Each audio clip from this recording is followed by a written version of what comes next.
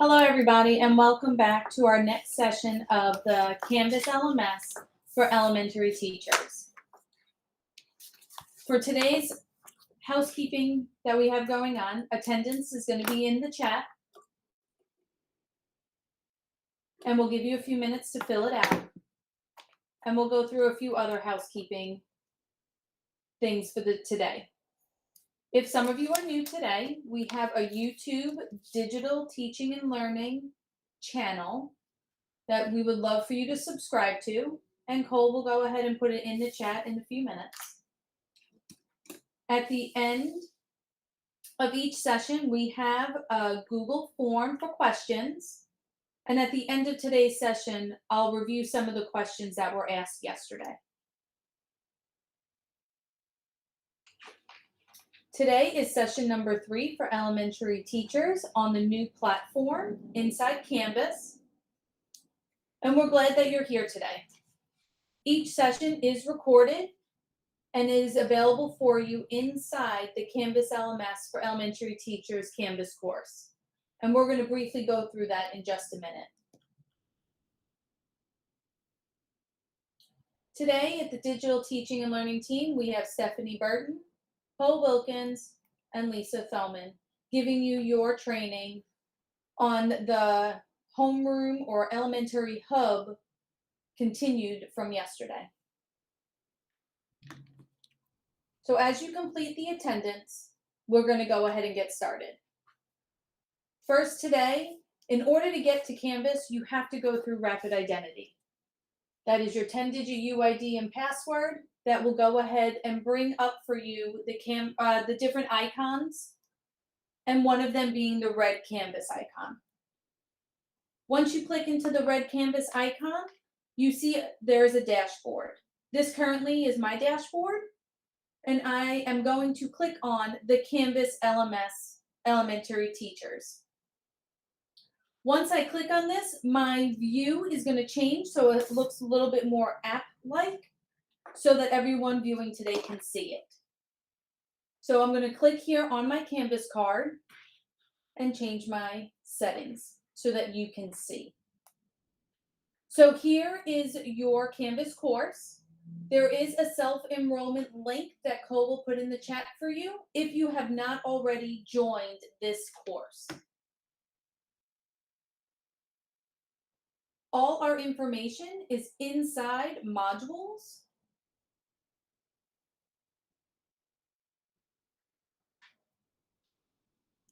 And this is our navigation here on the left. So I'm going to click here on modules and now resume back in so you can see. So as you see, Monday's session 1 has content in it for you. We've given some background information for Canvas that you can see. Yesterday's session, and today we are currently on session 3.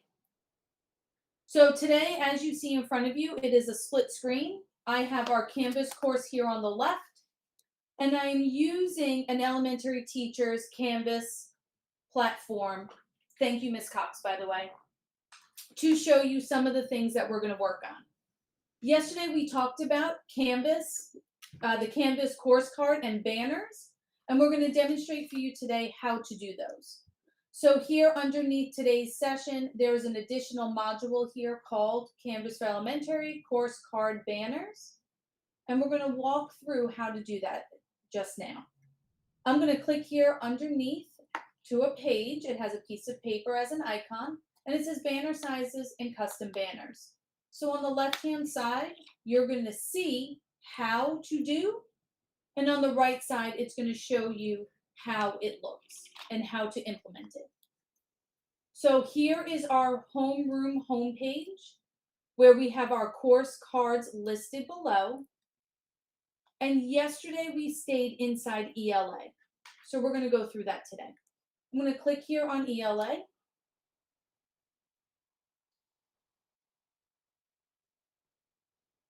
And you see how there is a blue banner here?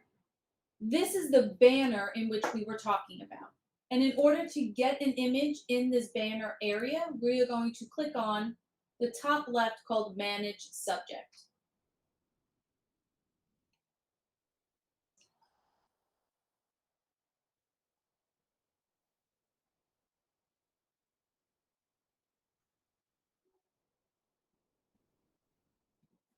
So the tab that you want to make sure you are in is called Course Details. This is where you will see an image area and the ability to choose an image.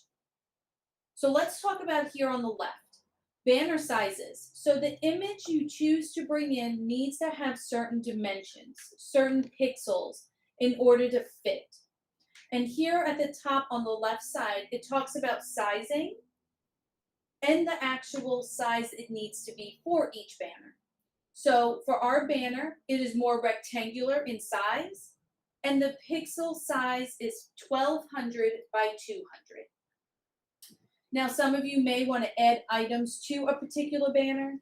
Those items have very specific dimensions, and it's recommended it to be 350 by 200 pixels. But again, we'll show you a little bit more of what that means in a second. So let me go back to our module.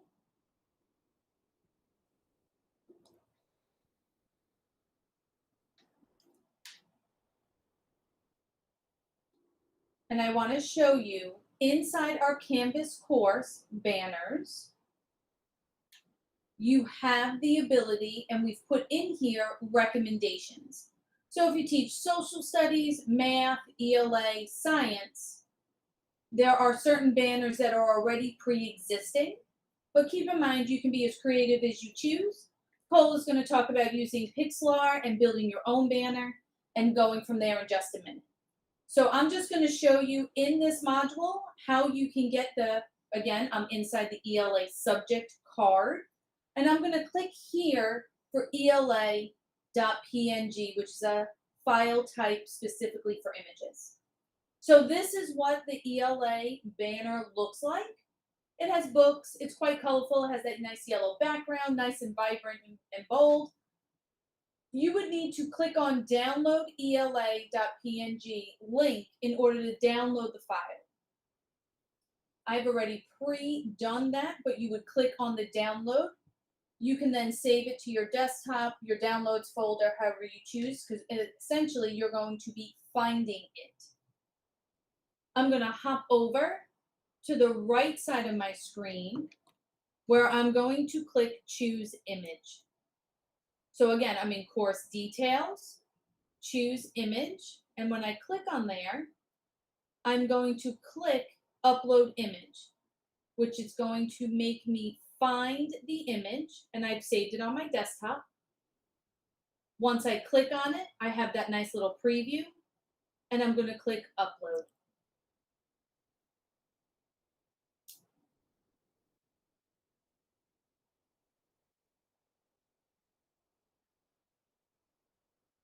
Once you upload, you should get some preview here in that image box, where I will then scroll down and update course details. You'll also get a green box at the top saying course was successfully updated. Now to return back so I can see what my banner actually looks like, I'm going to hit the button called, or click the button called Back to Subject. And now for ELA, you should see the subject banner at the very top. Again, inside the module, it has written instructions on how to use and find banners, the sizes that are in here, and Cole will now talk about how to use Pixlr to be creative and doing your own. Cole?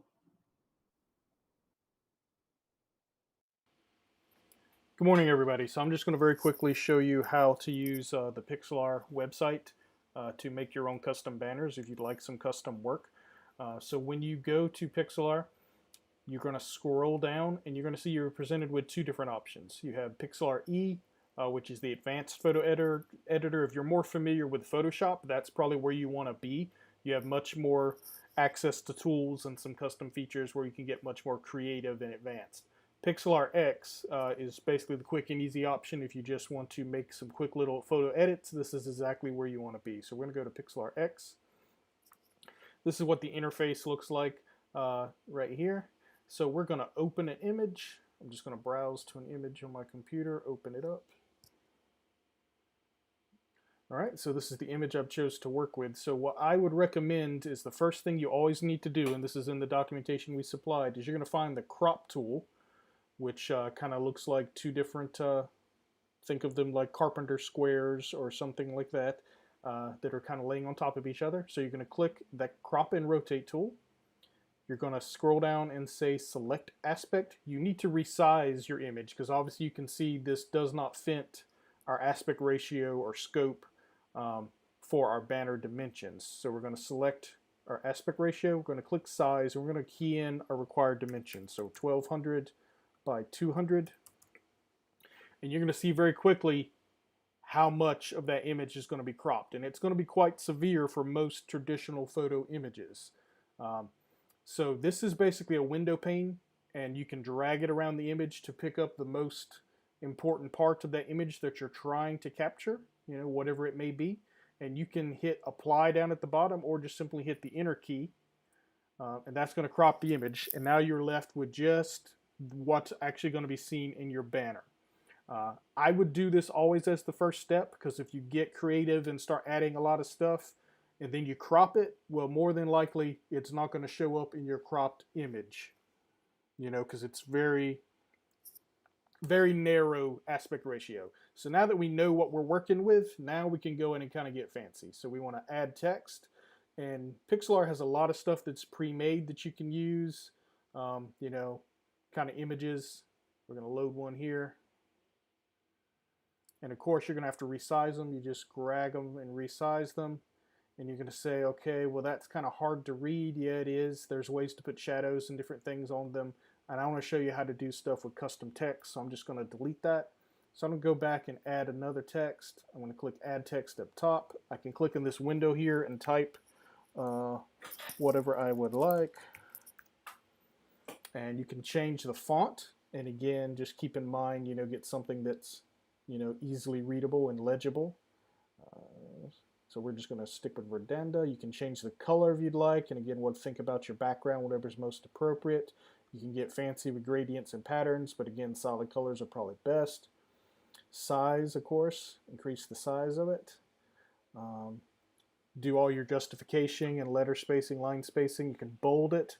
You can even change the case. So this is lowercase and uppercase. What if I want it all to be uppercase? I don't have to retype it. Just hit the uppercase button. It's now uppercase. Curve. This is great. So you have an arc tool where you can curve the text. So we're going to put a slight curve on it. We're going to put an outline, which puts kind of a border around it, makes it more legible, easier to read. And you can change the color as well. Just keep in mind legibility. You want to be able to read it. Drop shadow I'd recommend too. Again, just makes it more legible because you get more contrast between the foreground and the background with the images. I would say generally white text is always preferred on top of a colorful background, and put a border, that color around it, and then put a drop shadow under it. And you can adjust the opacity of that drop shadow as well to make it more intense. That really makes it stand out, makes it easy to read. So once I'm happy with that, I can just click here and kind of drag. You're going to see you have a ruler or a guide in the center that helps you know you're in the center. So that's great.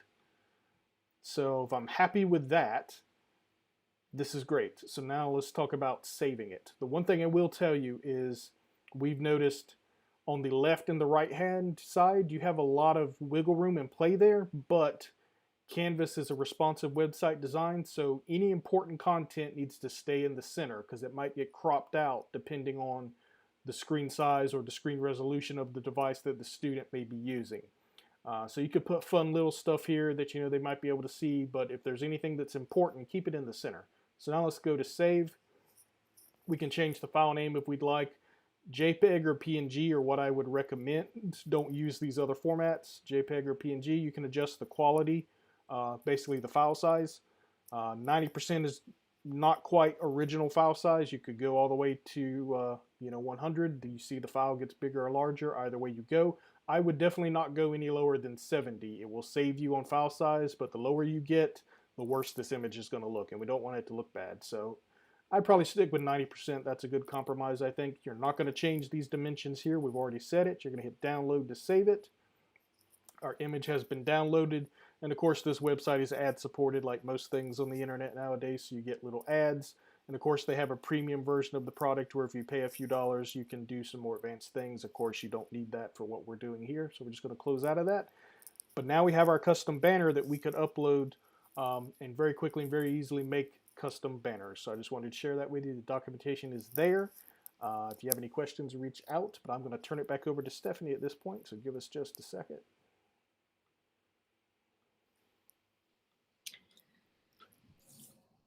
Good morning, guys. Give us just a minute to get transitioned back so that we can begin our process in what we're going to work on today. Our focus today is going to be on that homeroom tab to begin with. We're going to discuss the tabs at the top underneath your name. And then we're going to transition over to the individual subject features themselves. And what consists inside of each subject. Okay, so yesterday, we, like Lisa said earlier, we talked about the homeroom being the hub. Now, what you have to understand and get into your mind is the homeroom is the hub, but the homeroom is going to display also everything for the student that comes from the other subjects that are inside of it, which means whatever you place inside of the subject, like ELA or math, it's going to show up in that hub area. So when we start talking about the tabs at the top, each subject themselves has the same tabs. So in order for some things to transition for students to see, you're going to have to make sure that they're inside of that subject, and we'll talk about that. Because I know it's kind of confusing when you look and say, oh, I got a homeroom, schedule, grades, resources, and then I turn around inside of a subject and I have all of that as well. And that is correct, because remember, your homeroom is housing all of your subjects so that the navigation is easier for the students. And that's the most important thing. So as we've already talked about the homeroom tab, we're going to transition over to the second tab, which is the schedule inside of the homeroom. Now, what does this talk about in this area? This actually displays an icon that is visibly indicates the schedule for the students, and it looks like a little calendar. It displays the date and all the subject tasks, and it's very similar to an agenda for our students. That can be written like if we were writing on a whiteboard, or if we were actually using something in another area inside of our classroom for our agenda and what we're doing today. This technically takes the place of that in a digital format. The question is asked, should their top look like ours? Yes. It should be very similar to this, because this is the actual elementary design. And with that being said, all courses now have been pushed over. So if you do not see it looking like what we have displayed here, you need to contact us, because we did have a couple of people yesterday that did not have it, and we had to go and redo our manual import of those courses for those particular teachers, because we have no way of knowing which teachers have it and which do not, because we would have to manually search each teacher by their name, and we definitely don't have time for that. So that answered that question. But anyway, for our schedules, your students can view the overview of their schedule by day. So this shows by day. They also have the capability of going in and seeing it based on other methods as well. But this area will show them what is due and what technically is on for that particular due date. Now remember, we are in the hub. So in the hub means that it's going to show up for all of our subjects, this schedule here. And remember, those people who are our 3-5 people who are used to the old Canvas, this is kind of looks like the list view dashboard. So very similar to that, where the assignments and the pages are added to the schedule based on the due date. So very similar, just a little bit more elementary for our lower grade students. And remember, all available dates for the assignments will be provided in this area for our students. This will also show the missing assignments. So it'll have a warning icon beside of it for our students that they can collapse. It will collapse by default. They can expand it when they need to see what is missing. It will display up to 10 missing assignments. And it is usually sorted by oldest due date. So what is due the oldest should show up. If more assignments are missing than the 10, it will display a show more link for the students. But I'm assuming if they're missing 10 assignments, somebody probably should talk to them. But there is a show more link. Each item on the list, of course, will include the assignment title, the due date and time, if that's what the teacher puts there, the points value for that particular assignment, and the course name that it belongs to. Okay, so that is the schedule for all of our subjects in our hub. Now let's transition over to the homeroom grades. Now remember, homeroom grades means that it is a functionality for all of the subjects again. You're going to hear me repeat that very often so that you can understand what hub means. And you can see the little star at the top, which is our indicator for our grades. Viewing the grades in this area displays the subject page for all the grades in that particular subject. We are not going to open up View Gradebook because it does list Ms. Cox's students there, but that would be the gradebook inside of Canvas for that particular subject. And we'll talk about the grades again when we get to the individual subjects themselves. Parents and teachers can view the grading scheme used for each subject, and it will show, again, the overall grade for that subject. The total is displayed for your students, and that can be set up in your course settings, whether you want your students to see grades or not be able to see the total for the grades. Now, for you as the teacher, the grades page does display a link to go straight to your grade book. For other people, such as parents and students, TAs, if a course does not include any grades, there will not be any grades to display there, which means they'll just see a grade there. They will not be allowed to click and go into the grade book. And usually there is a bar that goes across there for the students when they see it. Like if they have 70% in ELA, it'll have a blue bar and it'll say 70% underneath it. So it goes by bar and percentage. All right, let's shift over to resources. This is one of the best things that we saw about the elementary for Canvas. Everything that we have as an external tool, which means those are applications outside of Canvas that we have put in, you actually can see that there and see the student applications that are available for the student. And we will continue to add things here. Hopefully our classworks will be added to this particular resource area once we get that LTI added inside of Canvas. Now, the to-do list is technically an area where if you have something to do that's listed on your schedule, that should be listed there in that particular area.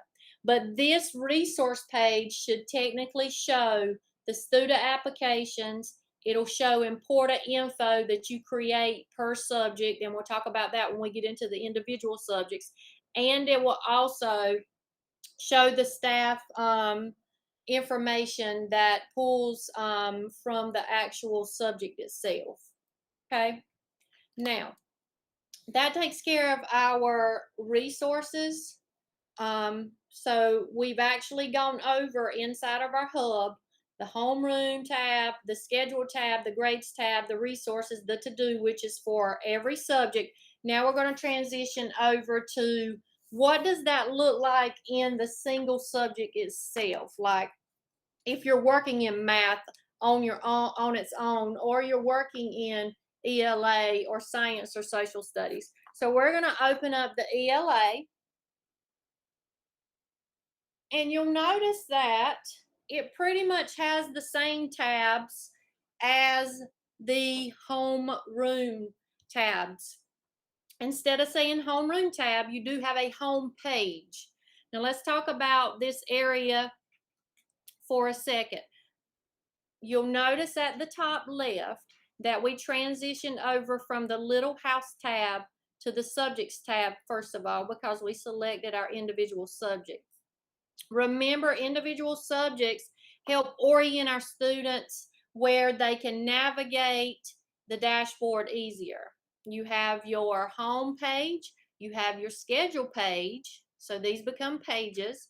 You have your modules page, you have your grades, and you have your resources there as well. Now, those are specific to that particular subject itself.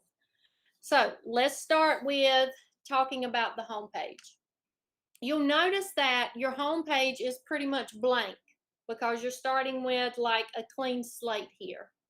This will display your specific announcements for your particular subject itself, such as when you go into your managed subject, you add some announcements in here. They should display in this particular area right here for our ELA. And remember, announcements were under the managed subject in the upper left-hand corner. Now let's talk about what our students would see here. Currently, right now, they wouldn't see anything because there's no page there. So in order to look at this page itself, we're going to click the button called Manage Home, which then opens us up and technically creates a page by default called Home. Now, when we look at this, it created the page, titled it by default in this area, which we'll come back to when we start designing assignments. You'll see this very familiar with the Rich Content Editor tool, which is the tools that are above our rectangle there. So we would add something in there that we want our students to see whenever they go into our, or they land on our homepage for that particular subject. So as we type that in, we're going to go to the bottom, and you always have to save and publish that. So when we save and publish, notice that that is what our page looks like. Now, while we're here in this area, we would then click on View All Pages, because what we need to do in this area once we published it is we need to set it to the home page. So once it shows the little green circle with the check, that means it's published. Your three dots to the right of that particular page, you're going to select Use as Subject Home. You'll get a little indicator there saying this is now my page for Subject Home. And remember, if you go under the three dots and actually the subject home, when you go to select it, if it's grayed out, that means you need to check your publish area because maybe you don't have it published, okay? Now, while we're here, we're going to take a look at the tab of important info. This is where you'll go in if you want to add something important for this particular subject. So say we wanted to create in the edit, remember this is our page, it opens up that page. we type in what we would like them to know, like, remember you have a teacher work day, remember we have a half a day, and give that date. Because that is specific for, or we're early release at 11:30, 1 o'clock. So in this area, this is where you'll add your information, and we'll show you in a minute where that important info actually is housed.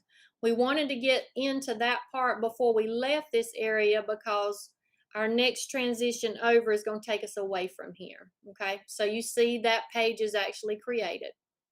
And we're going to go back to subject.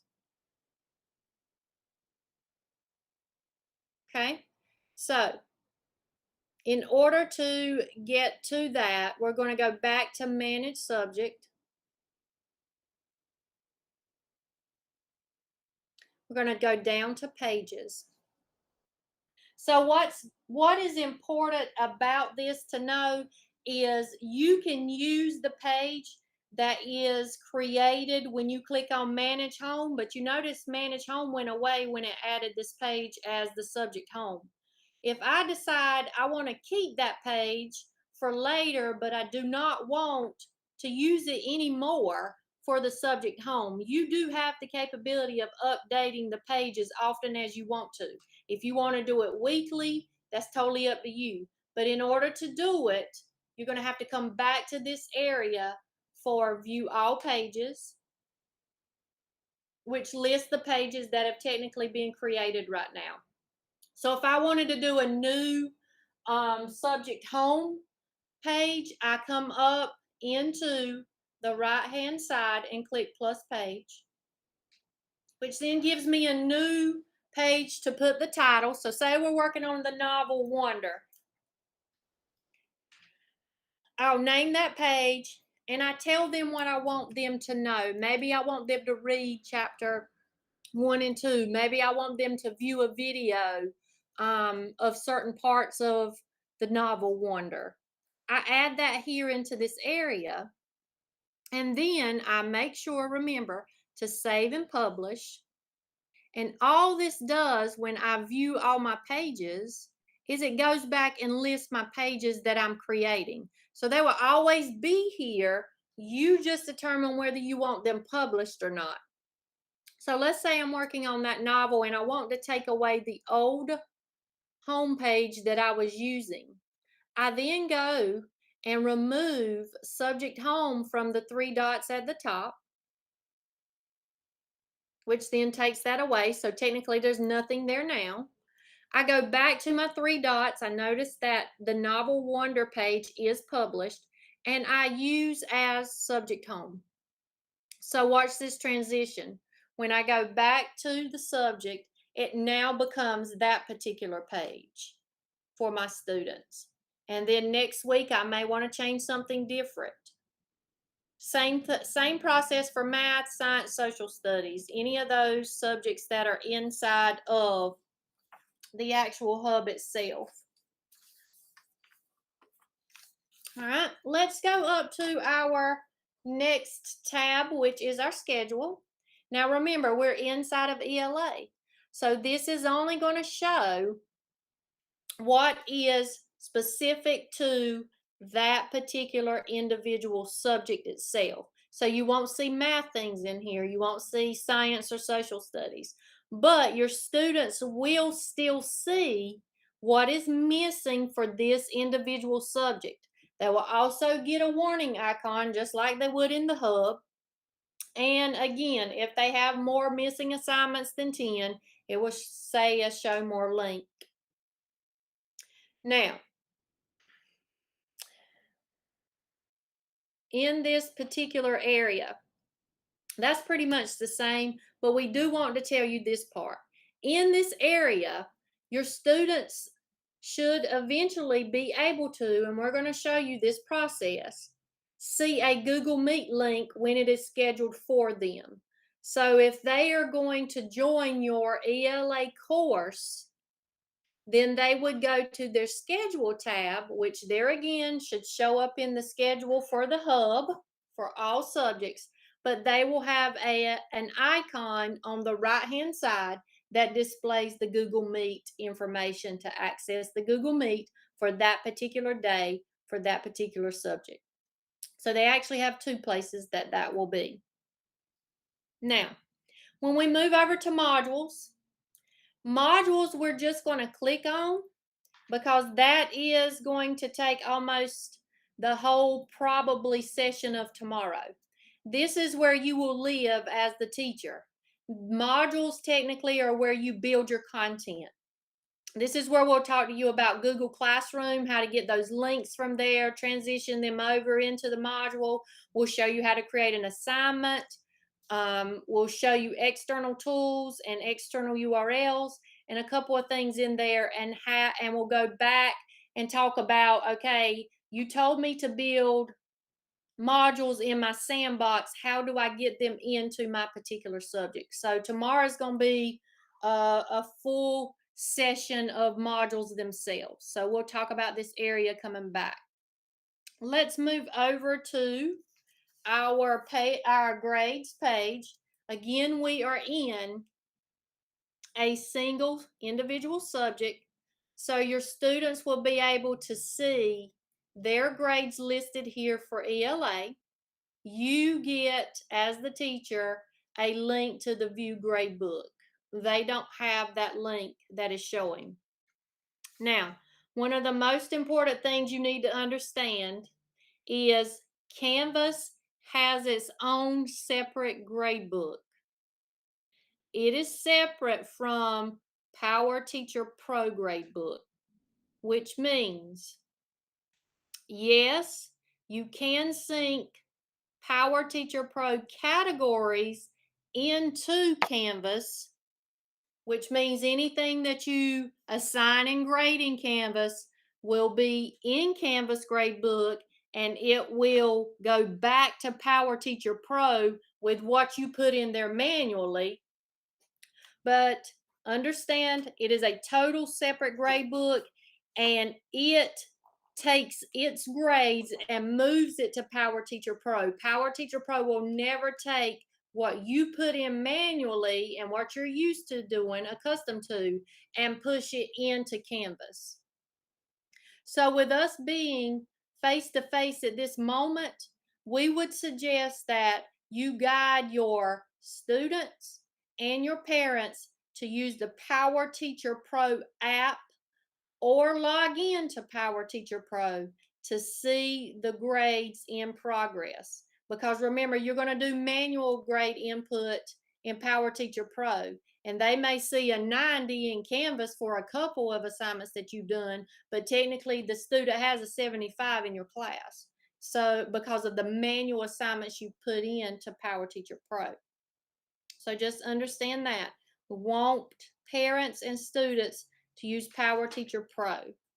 Now, if we were to go fully remote at any point because of inclement weather or who knows, then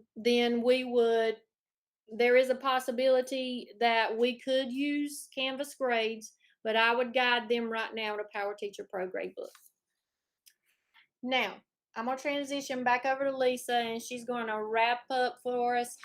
But before I do that, I'm about to get ahead of myself. Let's talk about resources here in this area. Resources tab is technically the same as what you had in the hub itself. However, you remember when we were working in the home page and we created something called Important Info, and we typed in this about the optional work days. Here is where your students will see that info for that particular subject. There's what we typed in. There are the applications underneath there that are related to that particular subject. And always remember, if you want to see what the student sees, you can always click Student View in the upper right-hand corner. Lisa? So wrapping up for today.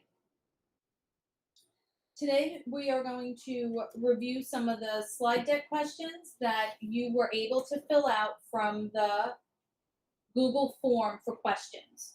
Cole put that link in there again for you in the chat if in fact you need it. Also remember, in your modules under each session, there is a YouTube live stream Google form questions link. Remember for today that you need to fill out your attendance. Don't forget to subscribe to the YouTube channel for digital teaching and learning. If you have not enrolled in the Canvas LMS for elementary school teacher course, please make sure that you do. And lastly, before we get into questions, remember that each session is recorded. It is there for you to review, go back to as you start building, and we are always available via email to help you and guide you through. Okay, so today's slide deck questions. Are parents and students, do they have access to Canvas and PowerSchool?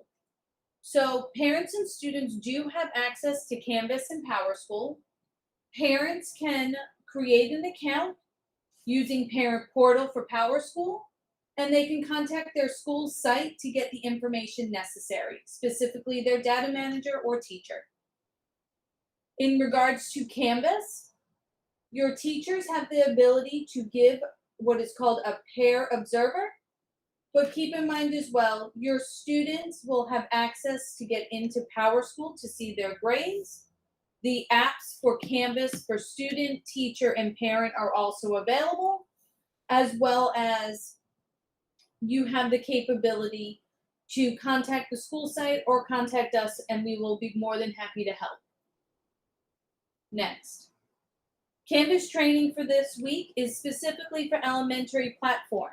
So that is your K-4 and some 5th grade teachers at certain school sites.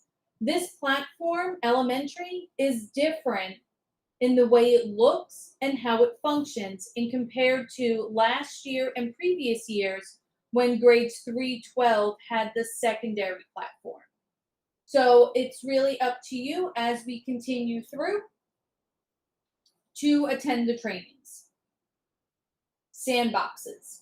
We'll go in depth tomorrow when we talk about modules and the manually created subject sandbox. But sandboxes are really up to you, the teacher, and how you organize yourself and how you want to deliver your content. You may, as a self-contained teacher, decide to do one sandbox, and each module will be a content area. So you may have ELA as a module, and then all the content will house underneath that one module. You'll have another module called math, and so on for science and social studies. Some other teachers may not want to do it that way.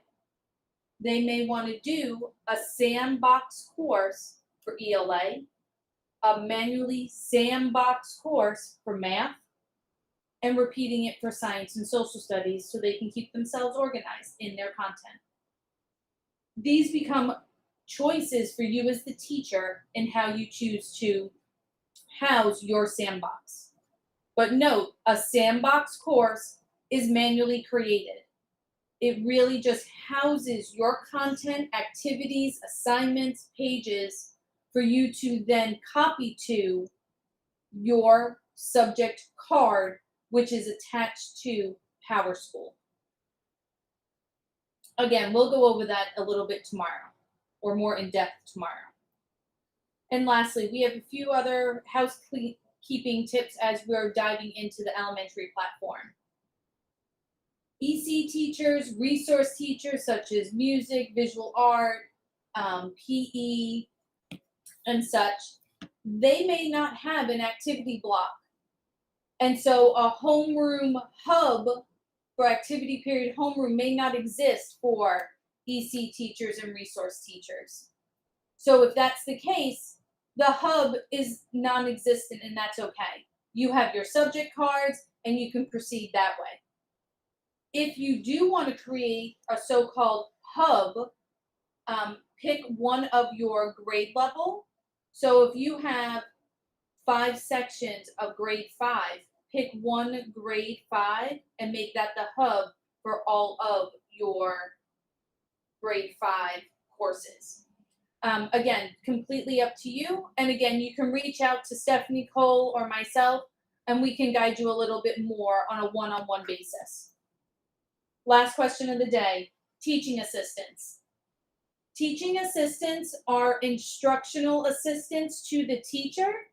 They can be placed as an observer or a teaching assistant as a role, or they can honestly watch and go through the process even though the teacher is doing the coursework and content for the student. Really up to you. But as we wrap up session number 3 for today, we hope you have a great day. We are only an email away, so feel free and reach out as you have questions. The YouTube recording will be available in a few minutes after we conclude this meeting, so you will then have it for you and your peers to work together or to review at a later time. Don't forget to fill out the attendance, and we'll see you here back tomorrow at 10:30. Have a great night.